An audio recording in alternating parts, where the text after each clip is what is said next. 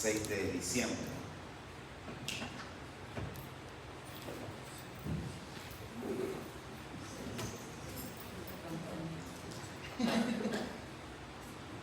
Un día cualquiera, bueno, el 25 de diciembre. Díganos. Sí, el nacimiento de nuestro Señor. No, bueno, la Navidad, ¿verdad? Y este día, ¿qué significa para usted? Para mí, día de bendición. Día de bendición, pero algo, bueno, todos los días son de bendición, ¿verdad? Y no le quiero contradecir ni entrar en debate aquí con la hermana, pero especialmente, o sea, algo significativo, así como es su cumpleaños. Su cumpleaños, el día que sea, la fecha que sea, es especial. Si al esposo se le olvida, ya no metido en problemas. ¿Por qué? Porque esa fecha significa algo. El día de aniversario, de igual manera, ¿verdad? ¿Cómo se le va a olvidar a este viejo que hoy estamos de aniversario? Nos metemos en problemas, pero esas fechas son significativas. Hoy, ¿qué significa este día para usted? ¿Alguien más? A ver, hermano.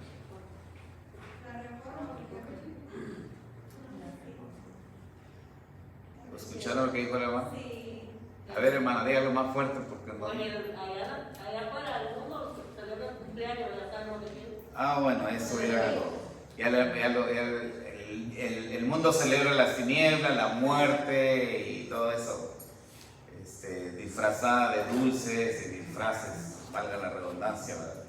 Algo que los decía bien hace cuando eran lástima, estos como que no saben, dicen, ¿verdad? Los niñitos ahí. Pero sí, como dijo hermana Mariela, hermano Eliseo y alguno por allá que lo murmuró, lo susurró, hoy es el día de la reforma cristiana, la reforma protestante. Hoy. Y eso debería de ser, hermano, como usted recuerda su cumpleaños. 31 de octubre, el año que sea, 31 de octubre es el día de la reforma protestante. Eso tiene que saberlo, hermano, como sabe comer taquitos, como algo pues que significa para nosotros. No se le olvide, el otro año, si estoy acá, le voy a olvidar. En algún momento, antes de un año o después de un año, le voy a recordar otra vez qué significa para nosotros, para el cristiano, para el evangélico, para aquel que está creciendo en la fe, caminando al cielo, confiando en la palabra, alabando a Dios por su salvación, creyendo con todo su corazón las promesas de Dios y alabando y viviendo para la gloria de Dios. El 31 de octubre tiene que significar eso. Amén. No tenemos una fecha exacta de la muerte de Cristo, solo sabemos que 3 días después resucitó, pero esa fecha la celebramos. Por eso está la Semana Santa. Y hay una discusión y un debate que van a pasar los años y no nos vamos a poner de acuerdo, unos diciendo, otros contradiciendo, unos a favor, otros en contra, unos señalando, otros celebrando, y bueno, pero nosotros no esperamos tener una fecha, una exacta, ¿verdad? Ni la Biblia nos lo revela. Hay algunas cosas por ahí que yo no me atrevo a decir con exactitud, este día nació, este día, no, que no lo hay. Pero de que nació. Amén. Y de que murió también. Y sobre todo resucitó, gloria a Dios. ¿Cómo no lo voy a celebrar? Entonces todos esos acontecimientos significativos en la vida del cristiano debemos de mantenerlos frescos. Bueno, dijo un emperador, un conquistador francés, Napoleón Bonaparte. ¿Ha oído usted de él? Napoleón Bonaparte es un personaje real, verídico, histórico, conquistador, un emperador, se convirtió después de conquistar, un emperador francés, Napoleón Bonaparte. En su experiencia de conquista, en su experiencia de tratar la vida del soldado y del que conquista y del que llega Fíjense que él de conquistador a emperador, esto, hermano, fue un tramo, una distancia, algo que le llevó bastante tiempo, y durante ese espacio aprendió mucho de su pueblo, aprendió mucho de sus costumbres, aprendió mucho de la gente, y en resumen aprendió mucho de la historia del pueblo, de Francia. Entonces ya en alguna manera, en algún tiempo de la historia, él viene y da este pensamiento que ahorita le leo. No hay otra manera, no lo dijo nadie más. Si usted lo escuchó allá en otro lado, fue tomado de ahí, de ese conquistador. Y dice él: quien no conoce la historia está condenado a repetirla. Eso lo dijo Napoleón Bonaparte. Y más adelante, o más bien antes de todo esto, el Espíritu Santo inspira esta porción que yo le invito a abrir, Hebreos capítulo 2. Aunque debí de haber dado la cita y luego mencionarle a Napoleón, pero yo quiero, de alguna manera, uno con otro lo vamos a comparar. Hebreos capítulo 2, versículo 1. Amén. Por tanto, es necesario que con más diligencia atendamos a las cosas que hemos oído, no sea que nos deslicemos. Leámoslo todos juntos. Por tanto, es necesario que con más diligencia atendamos a las cosas que hemos oído, no sea que nos deslicemos. Bueno, ya hemos orado, ocupe ese lugar, hermano. Esta cosa como que está muy cerca. Bueno, esperamos que no nos dé problema. El escritor de Hebreos, que no se sabe con exactitud quién fue, nos exhorta, después de hablar acerca de la preeminencia de Cristo, acerca de lo que es Cristo, más que los ángeles, más que Moisés, más que los profetas, más que los mismos patriarcas, nos presenta a Cristo como la excelencia, más bien la completa revelación de Dios. Y esto ha trascendido tiempo, ha trascendido espacio, la historia, personajes, eventos, crisis, situaciones que le han llegado al mundo. Y dentro de todo esto, una de las cosas que ha permitido que el hombre entre en conflicto, o se vea en crisis, o se vea hundido y sumergido en errores, en fracasos y hasta en el mismo pecado, ha sido precisamente por el olvido. Porque se ha olvidado, porque ha dejado pasar y porque ha menospreciado la misma historia. Yo no quiero que suceda lo mismo en medio de nosotros. No nos olvidemos de la historia. La iglesia tiene su historia. Y ha sido una historia escrita con sangre, con muerte. Y la historia de la iglesia cristiana, no regularmente pensamos, cuando hablamos de la historia de la iglesia, pensamos solamente en el libro de los Hechos. Vaya, nos vamos. Y sí, es cierto, ahí empezó. Ese es el inicio, ese es el principio. Eso es los primeros pasos de la iglesia. Es más, la misma Biblia dice que en esa experiencia, en ese lapso, es cuando por primera vez se le llamó cristianos a los cristianos. Y mire desde dónde, desde los primeros días, desde los primeros pasos, desde los primeros acontecimientos que pasaron en medio del principio de la iglesia cristiana, del evangelio. El tiempo pasó. Y ahí como que nos desconectamos. Bueno, se terminó el libro de los Hechos, empezamos a leer las epístolas, empezamos a leer la historia de Pablo, sus mensajes, sus recomendaciones, vamos a Pedro, llegamos a Juan y gloria a Dios, llegamos a Apocalipsis y hasta ahí pareciera que se nos pierde el interés, o sea, hasta ahí llega nuestro interés por saber acerca de la historia de la iglesia. Hermano, la historia, más bien la iglesia siguió.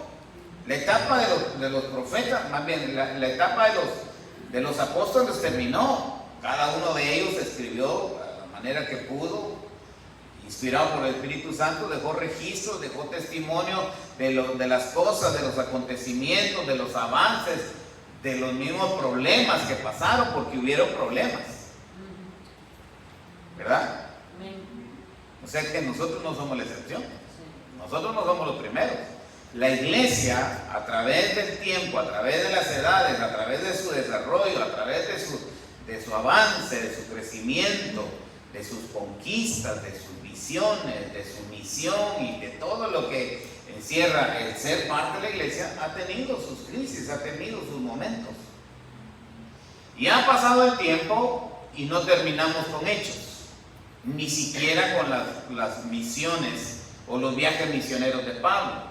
Esos solamente fueron los primeros conquistas. Se dieron cuenta los hermanos que había que avanzar, había que abarcar, había que llegar, había que ir. Lo que Cristo se los dijo en lo que es conocida como el mensaje de la misión, ¿verdad? Cuando el Señor les dijo, ir y predicar a todos, y esto, y ahí está la comisión dada a los discípulos. Eso no termina así. Bueno, llegó el año 1200 y empezaron a surgir algunos hermanos,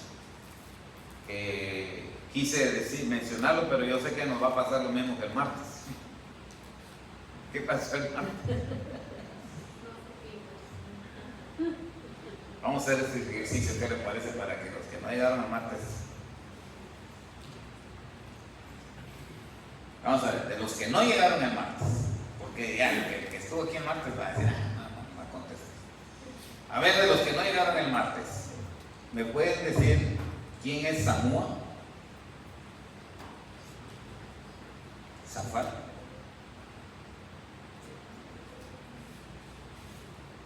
Igal. Paltí. Gadiel. Gadí. Setur. ¿Qué huelga? Ninguno. Ah, bueno. Pero si le menciono a Josué y Caleb, ¿quién fue? Josué y Caleb fueron. A ver, hermana, es que la niña me levantó la mano. A ver, dinos tú. ¿Ah?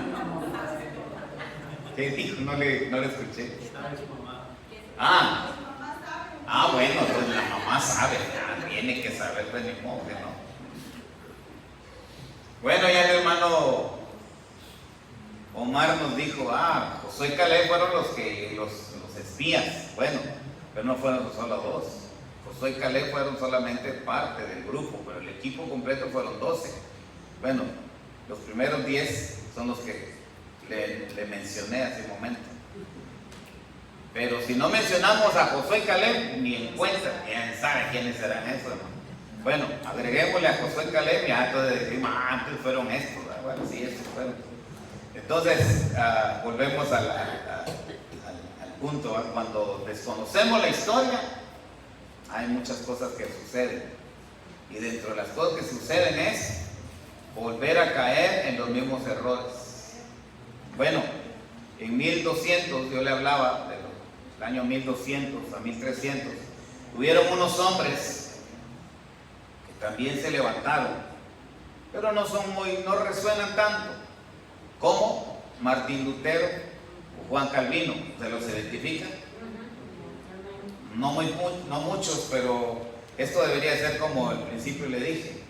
¿Sabe esta fecha, 31 de octubre? Inmediatamente nos lo tendremos que identificar con Juan Calvino y con Martín Lutero. Bueno, ese año, esta fecha, 31 de octubre, relaciónela siempre con Martín Lutero y Juan Calvino y muchos otros, pero antes de ellos hubieron otros, que fueron los iniciadores, que fueron los que inquietaron el punto doctrinal o los puntos doctrinales que más adelante los otros sí se levantaron a defender. Bueno, la historia habla Ya en el año 1500, o sea, unos 300, 400 años después de que empezaron a inquietarse algunos hermanos en las prácticas de la iglesia, que no estaban de acuerdo. ¿Por qué? Porque no iban de acuerdo a lo que la palabra de Dios señala, indica, enseña. Pero bueno, esto solamente fue un preparativo, es lo que es llamado, en algún momento usted lo va a escuchar, la pre-reforma. O sea, fue un principio solamente que los hermanos ya no estuvieron. Esto se completó, esto se cocinó, si me permite la palabra, se terminó de hacer, de ejecutar en el tiempo de Martín Lutero. Martín Lutero dice la historia que estaba estudiando para ser abogado. Su papá, era el sueño de papá ver a su hijo convertirse en un hombre de leyes. Ya antes de graduarse, resulta que Martín Lutero tenía 2 compañeros estudiando también para ser abogado, y repentinamente estos 2 murieron, uno primero y después el otro, murieron así, sin estar enfermos. Y Martín Lutero se conmovió, se impresionó tanto, porque allá en aquel tiempo se sostenía la idea de que la muerte en esa condición era una señal del castigo de Dios. Entonces eso vino Martín Lutero y se espantó. Dijo, bueno, no quiero morir así. Y una vez iba Martín Lutero en caballo, iba a su casa, no, iba precisamente dirigiéndose a sus estudios allá a la universidad donde estudiaba, y de repente se dio una tormenta fuerte, truenos y relámpagos, y él se orilló ahí donde iba, y lo primero que hizo fue clamar a una imagen, a una Marta, algo así, una cosa así. Clamó y le dijo: si me salvas de esta, yo te prometo predicar tu palabra, yo te prometo servirte. Y bueno, hizo votos allá de seguir, de cambiar, y lo cumplió, porque se volvió, se fue a su casa y le dijo: papá, ¿sabes qué? Ya no voy a seguir. Papá, claro, se molestó, porque había invertido, había esperado, era su sueño y todo. Pero bueno, la experiencia de Martín Lutero fue más allá de una tormenta, fue más allá de un espanto, de un susto, porque sus amigos se habían muerto. Es realmente lo que más adelante reconoció, que era Dios el que le había tocado, el que le había llamado. Y bueno, entra a estudiar teología, y dentro del estudio de teología fue avanzando y llegó a ser un sacerdote encargado de enseñar algunas de las indulgencias de la Iglesia Católica. Y una vez fue enviado a Alemania a dar esa clase que le correspondía. Y en su estudio él se encontró que realmente esas cosas, esas enseñanzas que a él estaban encargando y que en otro tiempo él las defendió, las practicó y demás, las enseñó y que se tenían que cumplir, se dio cuenta que en realidad no iban iban en contra de la Biblia. Entonces él se levanta, Dios empieza a tratar con su corazón, empieza a traer luz, el Espíritu Santo le empieza a señalar. Y voy rápido porque ya ese reloj o le cambiaron de batería o no sé qué más, ya casi me está diciendo vámonos. Entonces llegó el momento de que, si quieren, de repente este mensaje no lo va a terminar, este estudio de enseñanza no lo va a terminar, porque realmente si lo queremos tener todo, esto es largo. Apenas le estoy dando la historia de Martín Lutero, no he llegado a la conclusión de dónde empezó todo esto. Apenas estamos prácticamente a la mitad de la introducción. Bueno, Martín Lutero entra y se pone en contra de todo esto, anuncia que estar en contra de todo lo que le enseñan, y bueno, es llamado a juicio. En aquel tiempo ya era el tiempo de los papas, y los papas ellos tenían poder y autoridad no solamente gubernamental, sino también religiosa. Entonces el papa lo manda a traer y le manda a que niegue todo lo que ha enseñado y que renuncie a todo eso, porque él no crea que se levantó diciendo un par de cosas, no, él él se preparó y como todo un teólogo y como incluso, acuérdense que tenía principios de un abogado, este señor sabía defenderse, no era solamente de decir y a ver qué sale, no, él lo que fue a presentar como renuncia tenía cómo sustentarlo con la palabra de Dios, y eso lo vamos a ver ya a la manera de concluir lo que a él le tocó. Bueno, él fue estuvo estudiando, basándose en todo lo que le correspondía enseñar en la Iglesia Católica, y cuando llegó el momento de presentarse frente al Papa, fueron varios, no solamente frente al Papa, había todo un concilio detrás de él, le mandaron a renunciar, a que renunciara y se retractara de todo lo que él estaba defendiendo, porque eso era ir en contra de la Iglesia. Y eso en algún momento podía causarle que fuera eliminado, expulsado, excomulgado de la palabra. Entonces, no fue un momento ni un tiempo, él se fue defendiendo paso a paso, y llegaba un día y no llegaban de acuerdo, se iban, luego regresaban, fueron varios días de tratar el asunto, hasta que por fin le dieron un ultimátum y le dijeron: ¿sabes qué? O renuncias o renuncias. Entonces viene Martín Lutero y en su defensa dice: yo estoy comprometido hasta los huesos con lo que he defendido, y si ustedes me enseñan con la palabra de Dios que lo que yo estoy defendiendo está en contra de Dios, entonces a lo mejor renuncio. Si la palabra de Dios no me enseña a mí, si Dios, en otras palabras, si Dios no me dice que yo estoy equivocado, no renuncio. Así de que, pues no hubo cómo defenderlo, porque nada más bien no hubo cómo acusarlo, porque la palabra de Dios no enseñaba todo lo que los hombres le estaban enseñando. Entonces, al concluir, llega y dice: pues yo no estoy comprometido con el hombre, yo estoy comprometido con Dios. Y entonces de ahí nace entonces todo esto. Él va, hay todo ese documento, todos esos documentos se escribieron en lo que son llamadas 95 tesis, o sea, 95 puntos, 95 argumentos, 95 pensamientos y puntos doctrinales que él señaló y las clavó ahí en la catedral de Wittenberg, que era el lugar donde estaba fue todo este proceso que le he descrito. Ahí las clavó, ahí las publicó, ahí anunció que pasara lo que pasara, él nada lo iba a cambiar, y entonces ahí nació lo que es conocido la Reforma Protestante. De ahí hubieron otros términos que se fueron dando, conociendo como los hermanos separados, los hermanos protestantes, los hermanos que no son de nosotros, ¿verdad? De ahí nació esos términos y ese trato en contra, o por esta razón de la obra, vamos a llamarla así, de Martín Lutero. Bueno, son 95 tesis. Yo no le voy a mencionar los 95, porque estas 95 tesis se resumen en 5, las llamadas las 5 solas.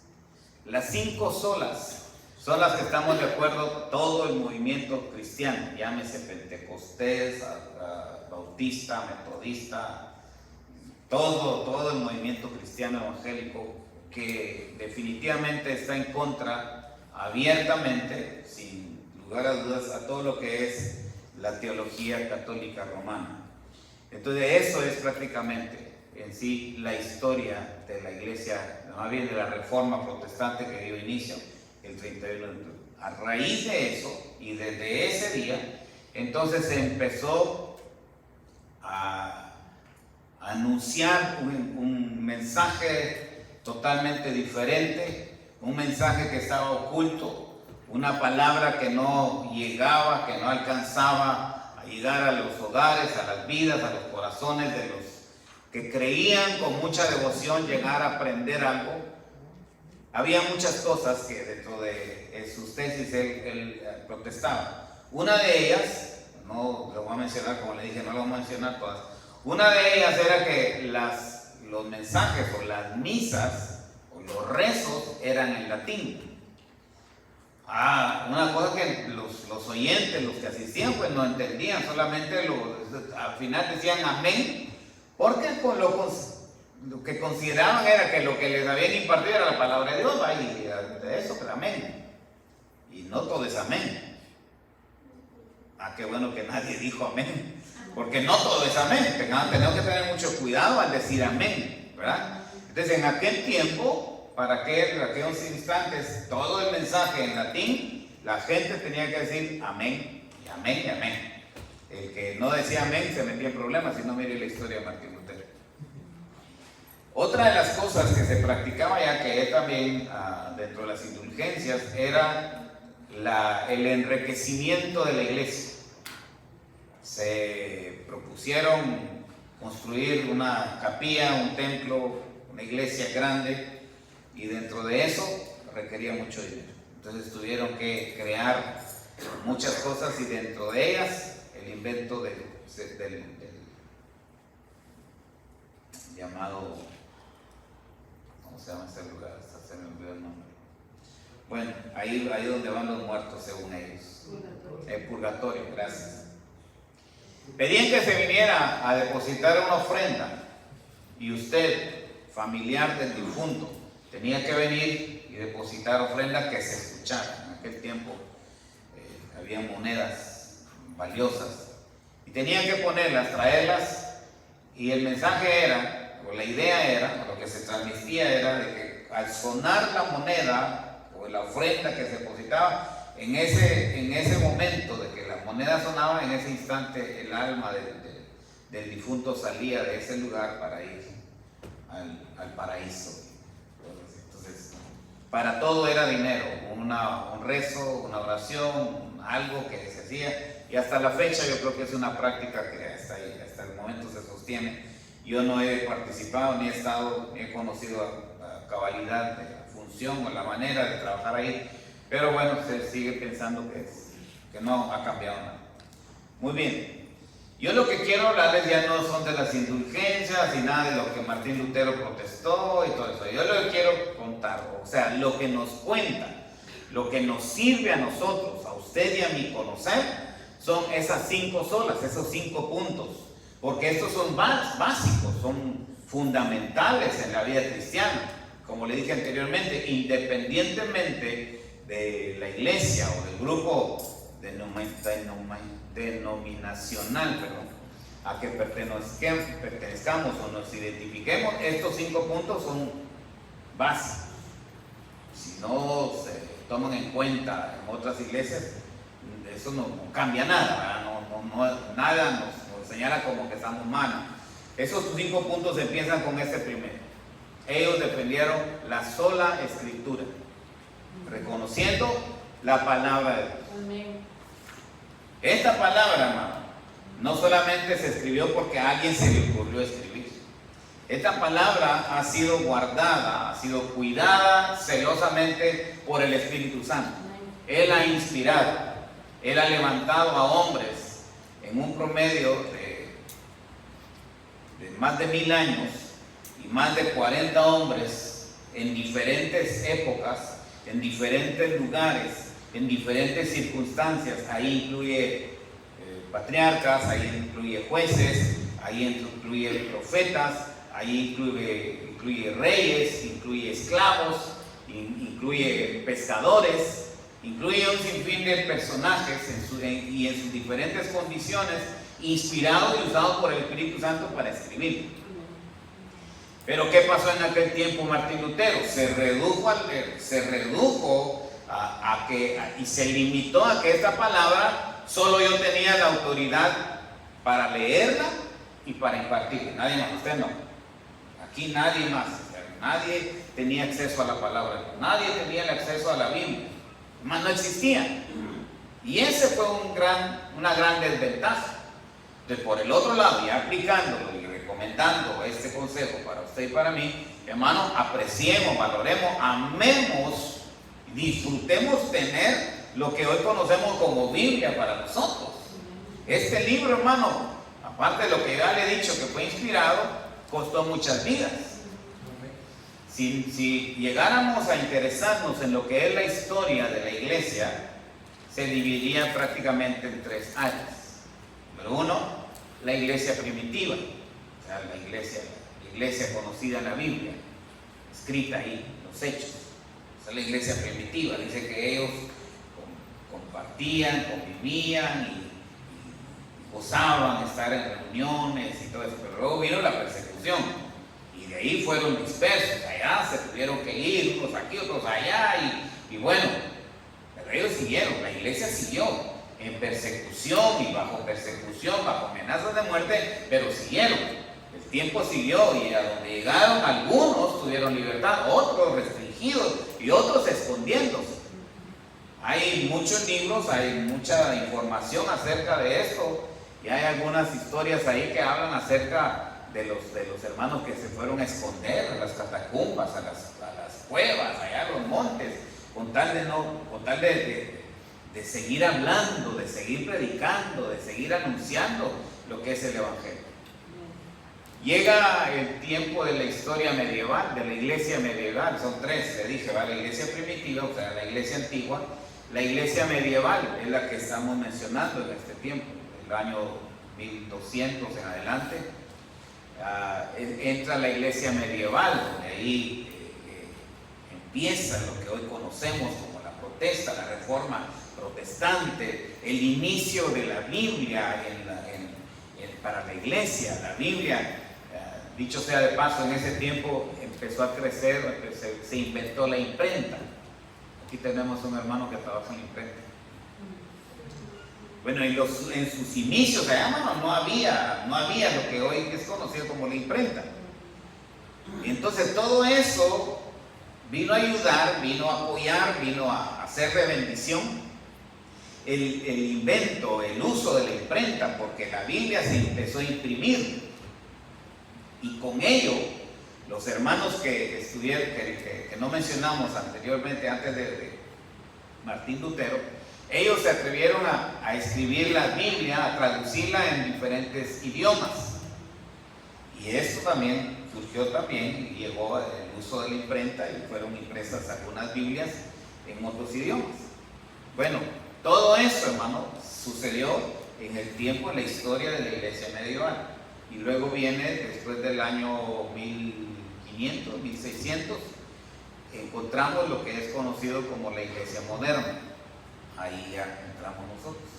Esas son las 3 diferentes etapas o épocas de la iglesia bíblica, la iglesia primitiva, la iglesia medieval y la iglesia moderna. En algún momento vamos a dar un estudio más detenido acerca de eso, pero hoy le digo, la primera sola, estábamos en eso, la primera sola que estos hermanos defendieron es sola escritura, porque la Biblia había sido usada solamente para manipularla, solamente para limitarla a ciertas personas, a cierta autoridad, y la iglesia no, el pueblo no. Dice que había sus distinciones, porque en aquel tiempo, le estoy hablando en este espacio de la iglesia medieval, habían los reconocidos, los nobles. En medio de la sociedad habían los nobles, los que tenían sus posibilidades. A ellos sí se les consideraba un espacio, un lugar, un trato, y a ellos sí, no, a los otros no, a los plebes, a los plebeyos, al pueblo en común, no, a ellos no, por ser analfabetas, por ser pobres, o por la situación que sea, estos no tenían, estos eran los que más eran abusados en ese aspecto. Bueno, llegó el tiempo de la reforma y la Biblia fue el primer punto a tratar. La Biblia, una sola escritura, es la palabra de Dios como autoridad máxima sobre cualquier otra autoridad. Amén. Y eso lo hemos sostenido en otro tiempo aquí. Usted ha sido testigo de lo que yo he tratado de anunciarle, de predicarle y defenderle, que la Biblia es la palabra de Dios. Amén. Y como tal es la autoridad máxima, única, perfecta, excelente, inerrante, indiscutible, suficiente palabra de Dios. No falla, no engaña, no se contradice, no hay ningún error en ella, es inerrante. Entonces, por lo mismo, la palabra de Dios hasta la fecha, para el cristiano, para la iglesia evangélica, tiene que ser la autoridad máxima, no hay otra cosa. Dice el apóstol Pablo, ya casi estando ya para terminar, dice el apóstol Pablo en su segunda epístola a Timoteo: toda la escritura es inspirada por Dios. ¿Y qué es toda? Es toda. Ahora, aquí también hay que hacer una aclaración. En el tiempo de Pablo todavía no estaba escrito Mateo, Marcos, Lucas y Juan, lo que es conocido como los evangelios. Todavía no estaba. En otras palabras, todavía no se había completado la Biblia.